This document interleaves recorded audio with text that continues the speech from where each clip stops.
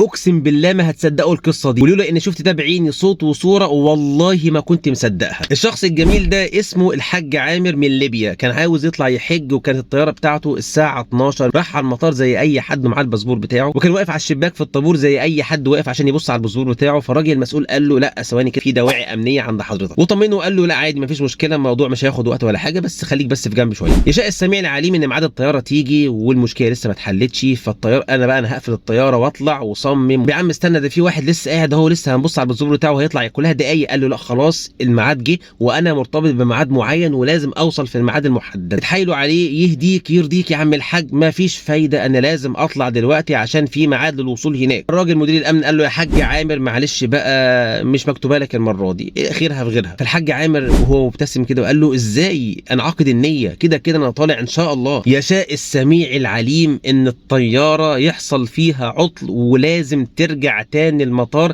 عشان لو طارت هيبقى في خطوره على كل الناس اللي في الطياره ويمكن تحصل مشكله كبيره جدا. فطبيعي جدا الطيار خاف على الناس اللي معاه فرجع تاني المطار عشان تتحل المشكله دي. قالوا حلو قوي كده عم عامر هيركب الطياره رجعت لك يا عم عامر وان شاء الله هتركب. الطيار قال لا انا مش فاتح باب الطياره، انا راجع عشان حاجه مخصوصه وهتخلص وهصلح المشكله اللي في الطياره وهطير، ولا حد نازل ولا حد راكب، الموضوع منتهي. ارجع بقى يا حاج عامر بيتك بقى وشوف عيالك وخلاص بقى السنه الجايه ان شاء الله. قال له ازاي انا عاقد النيه ولازم اطلع ان شاء الله. شوف يا اخي حسن الظن في ربنا، عنده يقين، ما تحركش وما تتعتعش من المطار. فالمشكله تتحل وتطير الطياره تاني وهي ماشيه يحصل عطل في المكابح، فيضطر الطيار لتاني مره يرجع المطار خوفا على الطياره والناس اللي في الطياره. فنزل الطيار بالطياره لقى برضه حاج عامر لسه قاعد مكانه ما اتحركش وما مشيش. فساعتها الطيار قال لا لا لا انا مش طاير تاني بالطياره الا لما حاج عامر يركب الطياره والله ما انا طالع من غيره. مع انه من ده قال ما حدش هيركب ولا حد طالع ولا حد نازل ولا عم عامر ولا غيره سبحان الملك. ويركب الحاج عامر الطياره من هنا والطياره تطير بعد ما نزلت مرتين عشان خاطر فرد واحد، ولكنه تقدير ملك الملوك سبحانه جل في علاه. ده يبين لك ان الانسان لما يكون في حاجه بينه وبين ربنا يوقف له الكون كله والسنن الكونيه تتغير عشان خاطر فرد واحد